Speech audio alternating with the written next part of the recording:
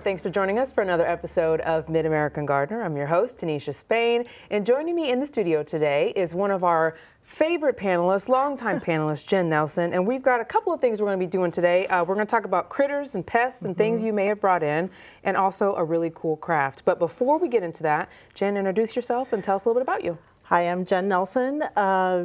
I do a lot of different things. You can find some of my articles online at groundedandgrowing.com, and I also teach horticulture at University of Illinois. So you're looking forward to a nice break. I am. A nice break. Yep. All right, so we brought our plants in, and we were talking about this just before. You see the occasional fungus gnat or fruit fly. So for people who have accidentally brought in some things with them from outside, let's talk about some tips to maybe get this under control, because we've got a lot of winter left. Well, there's so many options out there, and I decided for this I would bring what I actually use at my house, kind of going from least toxic to maybe more of a heavy hitter, depending on your circumstances. The big guns. If you've got kids and pets at home, you want to really encourage you to start with the less toxic approaches. And depending what you're dealing with, one of the first things that I would invest in is insecticidal soap. There's a lot of home remedies out there about using dish soap and water, which is not bad in a pinch. If you're like, see something, you're like, oh no, that would be fine to do like right at the moment. But if you've got more of a long-term issue, insecticidal soap's better for plants. It doesn't strip the leaves as bad as, like, say, dish soap would. So a couple ways you can buy it, just in a ready-to-spray bottle. But then if you're using it a lot, like or you have a lot of plants, buying a concentrate. And then this is a different brand, but I've got the sprayer, so I actually wrote it on the front. I figured out how much, like in a reasonable, measurement. So a tablespoon of the concentrate to 24 ounces of water when I need more. So this is good on stuff like scale or mealybugs. Can be good on spider mites, stuff that doesn't fly. Oh, that's a good tip. Yeah, stuff that's just on the plant. And it's not your fault if you get this stuff, because our houses in the wintertime are tough environments. And a lot of times that stuff was on the plant that if you brought it home, or you had it outside, or you brought it home from a greenhouse. These can be pests that you never get to you never get to like zero of them in a greenhouse. There's always some. We had an incident at our house a few weeks ago where we had these little fungus gnats flying everywhere, and I couldn't figure out where they were coming from, because fungus gnats are typically, the eggs are in some potting mix. If the potting mix has got moisture. They like moisture. So typically if you've had potting mix that has gotten wet at some point in time, and then you brought it home and you get it wet again, then those eggs are like, well, hello, let's get growing. And then you start seeing these little tiny gnats, and they're so annoying. And we had a bunch of them, and my husband was complaining. And like typically they come into play when you've got overwatered plants. We are not overwatered plants at my house. If anything, they're forgotten and they're too dry and they're begging for water.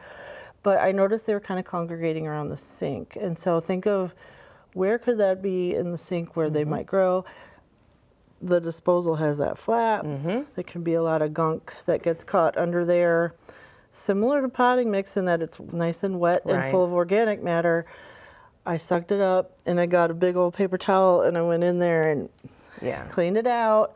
And then I was going to get some yellow sticky traps. And the cute little shapes that you get with your plants. Usually you get these like little tiny square ones when you order them, and I was mad. This is the big gun right here. And so I found these online. They're huge. And so they come in, this is like a big pack of, I think, 20 or 25. And so they have a pack of twist ties. Sometimes you get a metal holder for them, but they're very, very sticky, so be careful. But you peel it off and you hang it wherever you got these flying fungus gnats or whatever flying insect. We'll work on fruit flies as well. They're attracted to the color yellow. So I hung this above our sink, and it was just covered. Got it. We even got some lady beetles in there too. I was like, what is that? Whoever's in the house is going to find it. I also put one by the window. I put one inside the lampshade. I kind of hung it from the top. That's a good idea, because they're going to go up there toward the light. So it's helped. And then when they're adequately full, or you feel like you're not getting any more of them, just switch it out. Switch it out, take it down. Noted. Yeah, and then this is kind of the big guns. And Bonide, we've talked about this brand before. Yes, I use that too. This stuff, it works. This is a midacloprid, so it's a systemic. So it's going to be taken up into the plant tissues. So it's not appropriate for any sort of edible plant. Gotcha. But it does a great job controlling things like scale and mealybug, which can be really a pain in the neck to try to get under control because they hide really well on the plant. So the stuff about with the insecticidal soap has to contact the insect. This doesn't have to contact the insect. Yeah, this is set. It lasts for about 8 weeks. Okay. And you just work it into the soil. This worked great on mealybugs on some African violets that I have. They just knocked them all out. Same thing with mealybugs on orchids. I just put it in the orchid media and watered it in. Perfect. So some great advice if you're dealing with pests inside, some ways to get them under control. Now, the other thing we were going to talk about. Just to switch something completely different. Completely different. Jen is always doing crafty things. So tell us about what this art is called, and we're going to give it a go. Okay, so this is called quilling, and it's a really old-timey art. I remember it from when I was a kid in the 80s, and I had a great aunt that was always doing crafts, and maybe that's where I get it from. But I remember Auntie Lee making these things, and this was a craft that had a resurgence in the 70s and 80s, but it goes back, like, I think into the 1500s. Wow. And at various points in time it was more popular than others, but it's just paper, and it's paper that has been rolled up and then shaped into a lot of natural shapes when you start looking into it. That is really pretty. There's been sometimes they would paint it with metallic paint, so it would be like a sub-in for like fancy metalwork. It would be like kind of a fake, but you could do a lot of really detailed work. So it's even my 9-year-old daughter can do it. Ouch, I can't. Yeah. So shout out to Margaret. You might need to get shout out to Margaret, but you might need to get your glasses for this, depending. But what we're doing is we're using the paper strips. All come pre-cut, which is nice, and you can get different colors. We're using a little tool that has a slot on the end, and you have to figure the slot. I'll get one started for you, because let's see, how many middle-aged eyes does it take? I'll twist. My eyes are feeling very 45 right now. Mine are feeling very 50 right now, so yeah. And don't judge, guys, because this is a lot harder than it looks. And we're trying to do it on demand. That's right. Here you go. Okay, you got one started? Thank goodness. So she's just going to roll it around on the... And we've got a few minutes, but I would love for them to be able to see how you put a flower together. Okay, so we did kind of the magic of TV before we started. We rolled some of these circles, and then you end up putting them on this board to keep them all the same size. So once Tanisha rolls it around on there, you would set it into a particular size circle, and it will unwind itself to that size. And so once that's done, you'll take it out, and I glued down the end with this is just school glue. There's nothing fancy about it. It's like Elmer's glue wall or school glue. And you put a little dot of glue and then glue that end down. And we'll just do a basic daisy shape. You want to do what's called an ellipse. So basically like an oval with pointed ends, like an eyeball.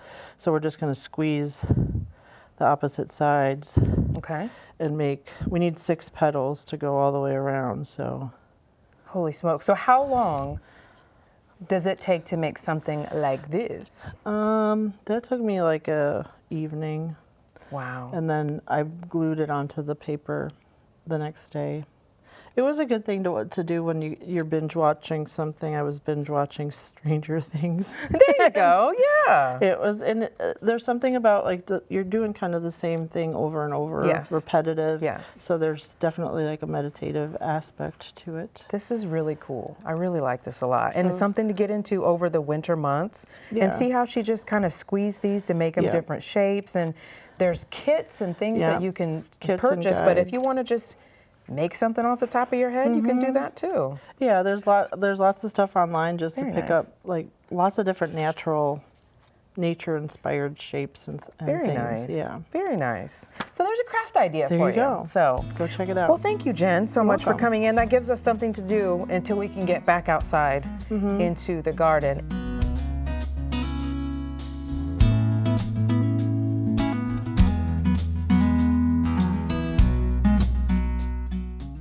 now Shane joins us in the studio to talk about all things cuttings and houseplants, and we're tinkering. This is our tinkering time of year, and this says tinkering. Yeah, I mean, when we talk about what we do in the winter, I just kind of brought all the things we do in the winter. You're just always looking for something to get your hands on, things. So I just went across the board. I went around my house and thought, what have I done the last couple of weeks? Yes. And so we talk about it today. Let's talk about it. Okay. So you want to work your way this way or this way? Yeah, let's start over there on the left. Okay.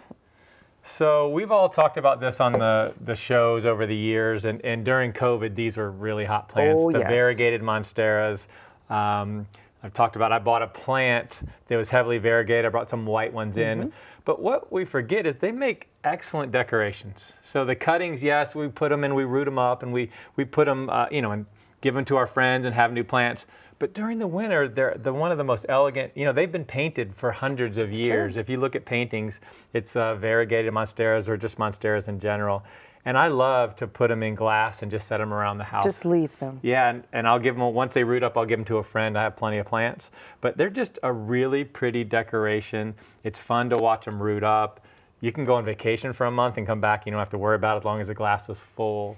So it's just something of taking cuttings around the home that I think is really, it gives you that sense of spring. It gives you a beautiful decoration. Plants make the best furniture in the house. That is true. When I was, growing up and didn't have any money for furniture, you just put a nice plant in the corner and it makes the room look nice and elegant. I agree. So, and having something green to look at when we're in this deep freeze is... Especially, this time of year to put green. And as far as how to maintain them, this particular plant's really easy. You can almost put it anywhere in the house. A little bit of light's definitely helpful. But there's a reason where interior decorators come and put dried flowers and fresh cuttings, and it just really makes things nice. So that's something that I was going to show. Something a little more unusual is what I have over here. Switcheroo there. This is not for everybody when it comes to decoration, but I don't know. I like the simplicity of it. It has a certain minimalist design. It sits on my desk, and people always say, "What is going on there?" So I have this beautiful giant white oak in my backyard, and it puts off acorns, and of course the squirrels bury them everywhere. And as a result, through in my mulch beds, you'll get these English oaks popping up. And I'd say whenever we got that warm spell, I just went out and pulled one out and stuck it here in the bottle, and it's been rooting up. And look at it go. Yeah, and I think, I would love to put my camera and just do the time-lapse thing, watch it grow. But I think it's simple. My wife doesn't find it attractive at all. Again, it's something to look at. I dig it, because every day I would be like, what do we have today? Yeah, look to see how it's growing, or have I killed it yet? Like, I don't have a lot invested in this thing. The squirrels have more invested. They're out a meal. But I haven't really lost anything by putting this in here. I just think it's simple, and and that's one thing I was brought in. These bottles are my honey bottles, and I just like the simplicity of the bottle. I can do a lot with that bottle. So, it's just another thing to do in the house. Do cuttings, put things in water, try new things out, and we're going to go through some more things. I've got propagation stations. Remember that buzz term from the pandemic? They're all over the house. I mean, it's just, I don't know. I love to see how the roots develop, and it kind of teaches you how to plant things too, because you can see how it grows. Now you learn how it grows, exactly. Yes. And oaks do grow vertical. So when they do a root bag on an oak tree, it tends to be straight down and not very wide. Yeah, so you learn a lot too. They send a taproot, absolutely. Very Look cool. Good for a school. Yes. And, all right. And another one we brought in on a show before, but we're going to bring back. This is a little terrarium that I built. Everybody has succulents. We all put succulents. We've seen 1,000 different succulents. They do very well in terrariums. I have almost luck with almost every plant, but cactus. Cactus are a little bit too dry. But again, these bottles, any size bottle that has a small opening, to me, presents itself. You want it to look like, how did that get in there? That's really like the ship in the bottle mystery. If it's a big open top, then it's not too exciting. You want people to question how in the world did that grow into that. And so I try and get a smaller bottle, and I meant to bring them. I told you earlier, how you do this is long tweezers. You can buy on Amazon or online any size tweezers. You can buy 2-foot tweezers if you wanted to for shipbuilding. So the ship in the bottle, if you remember, they build the ships. They have long tweezers, things to build that. I had a pair of tweezers that were probably 12 inches, and that's how I put that in here. And again, any empty bottle, I could go on for days what bottle, but these make little, especially on their side, they make little great terrariums sideways, upwards. And it's really about the tweezer. That's how everything is done. And you put the soil on the bottom and you just plant them. And this is approaching now 5 years. Wow. Yeah, last year was year 4. Now, to maintain this, I was just going to ask, do you ever put a little water in it, or does it just maintain its own? It's its own ecosystem in there. I love I've that. never opened it ever. It's sitting in a basement east side window. Nice. And I've never touched that plant at all. And you can see it's doing just fine. I add a little sand to it, a little peat moss, and yeah, there's 5-year-old air in there. It's probably a little cleaner than this year. Yeah, no kidding. It didn't go through all the fires. Wow. Yeah, now, how long could this? I think eternally. I've seen terrariums that are 70 years old. Wow. Completely, yeah, because it's producing its own oxygen and carbon monoxide, and it's just cycling through. That's and really then its cool. own water comes from its own leaves. So, or from the leaves. So, very cool. Yeah, it's and again, I just have them sitting all over my house on the desk and sitting around. And again, I think it makes great decoration. Kind of 70s to me. Maybe as a kid, terrariums in the 70s were pretty big. Yes. So it kind of brings me to my childhood That is too. cool though, and we've all got jars sitting around. So. Yeah, and when you go into a thrift shop and you see some old bottle. When I was in Europe, I was in heaven. I'm like, how am I gonna get these bottles? Because they're old water bottles from up until the 70s were all these giant glass bottles, and they're everywhere at the farmers markets for like $1. Oh, we don't wow. quite have as many, but we did. Remember the 5-gallon water things that you used to put? Yes.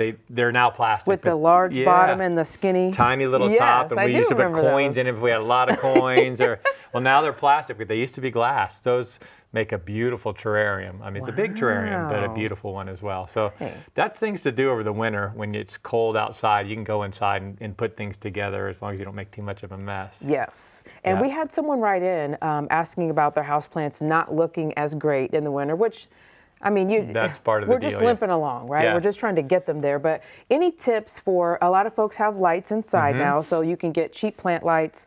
As far as distance from a plant, or how to use your lights to get the best out of them to keep your plants trucking along until spring, what do you advise? Yeah, so the great part about grow lights now is LED. LED has made them extremely inexpensive. Most people couldn't afford really good quality grow lights. They just had the little bulbs. You'd go in there and you had to get the 2 spectrums. Now for $60, you can get this stand-up spider one that has all these, or octopus rather. The key is don't shadow. So you don't want it too close to the plant. Before you didn't want it too close to the plant because of heat. The bulbs would get pretty hot before. Now heat's not an issue with the LEDs, but you want it to be like the sun. You don't want the sun to be on you and cast shadows. You want it to be up and get as much of the plant as possible. And that's where the octopus ones are really good, because you can go one over here, and one underneath and get the whole plant. I think a mistake I used to make, sorry to interrupt you, was you wanted to just have all of those arms surrounding the plant as tightly as possible. Yeah. Because, it's something about being closer, I guess, felt better. The LED's better, because you're still getting the light waves to the plant. Yes. But before, you're exactly right. They didn't extend very far. There was a limited range. Yes. And it's human nature to want to hug it with the, but I found I actually bought 2 and put one on the other side. And so I have like a 6-foot, and the plants are definitely doing better by being completely far away. Yeah, it's an extra bit of money, but getting back to the plants, they're going to look rough on certain plants like your hibiscus and your ferns. All those are going to struggle, but on a good window with good LED lights, they will struggle less. Like my lime tree is putting on limes right now. Oh, wow. And doing really well, but I finally bought that extra LED light. I extended it to 12 hours. So I kept it on a little longer, and it doesn't cost much anymore. The electricity on LED lights, minimally nothing. Sure. So, or maximally nothing. And so, yeah, you're getting a better looking plant, but there are just some plants that are going to struggle. If you have a hibiscus, forget about it. Now, and I did bring a plant here that normally struggles. So this is a coleus. We've all grown coleus. It's one of the easiest plants in the world to grow as an annual. That comes in thousands of different leaf colors, but during the winter it's brutal normally. They just melt away. They're the canary when it comes to cold. It's the first one to get any kind of cold. Matter of fact, bring it from the car to here, I wrapped it like a poinsettia because it's just does not like it. But you get the right amount of light and you get keep it fairly well watered, and it flowers. And this is put on leaves. I've cut it 3 or 4 times. Oh, wow. And this is another one that just makes a really fun, you can see how easy, but you just put it in the water and can do cuttings and place them around. So I have a tray of like 3 of them, and I'll just do 3 cuttings and put them across. I'll have a plant, and then I'll have a nice decoration as well. There you go. Yeah, you can watch them propagate. And then next year I'll take that outside, and it'll be even more beautiful. I have one that's 3 or 4 years old, and it's in a giant pot, and this same plant is probably 3 by 4 feet wide. Wow. Yeah, it's getting a little heavy to bring inside, but it is so And you pretty. can see that one. I mean, it's truly happy. It's got some new growth. There's some flowers on there. And mine, I notice it stretches in the wintertime. So that's a lighting lighting. And you do want to trim them. Go ahead and we think we don't want to trim them because it's winter time. Yes. But if you have the right lighting and a southern window, trimming them, they'll flush right back out like they would outside. Good to know. Yeah, it's and then a you're very making tropical cuttings plant. to share and decorate the Yeah, house and then you can with. give this to somebody else. If you time it right, give it to them in the spring and say, hey, here's some plants in the spring. So, Yes. Yeah. Now this one's obviously not near a drafty window because this one's pretty happy. This one's actually in a basement next to a southern crawl window. Ah, gotcha. I have this, but it's all grow lights. Grow lights have changed everything. You have no excuses now when it comes to grow lights and plants because you can, and that's where the big trays, I brought them in one time, these big black plastic trays. You don't have to have your spouse yelling at you about getting the floors if you have nice floors. I still get yelled at because I get dirt because I just throw water on them, but other than that.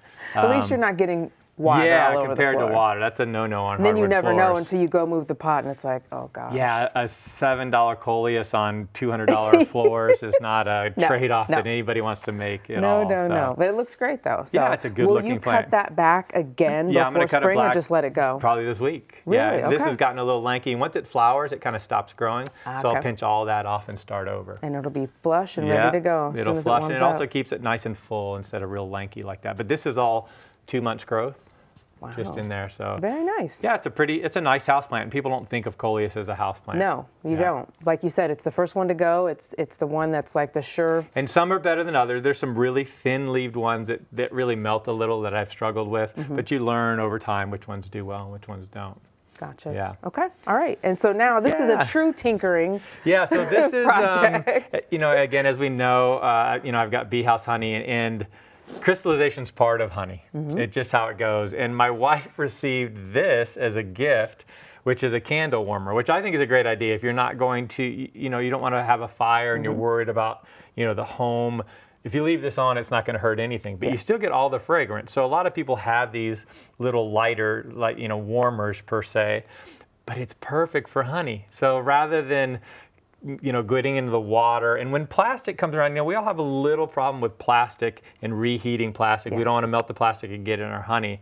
These do a good job if you keep an eye on it to just warm the honey. You can rotate it a couple times and you don't have to worry about that plastic melting.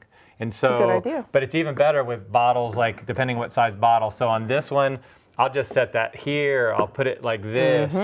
And it melts wonderfully. I can go away for half a day and they'll be gone. These bottles, this doesn't go up really high, so that's as high as it gets. So I'll just put them right here, and I might move it one more time. Yep. But it's a really good way to uncrystallize your honey or really warm. It's like the easy bake oven. Remember when we were kids? Yes. We used to make cookies with a light bulb. Yes. It's kind of the same thing, Back but when times were simpler. Yeah.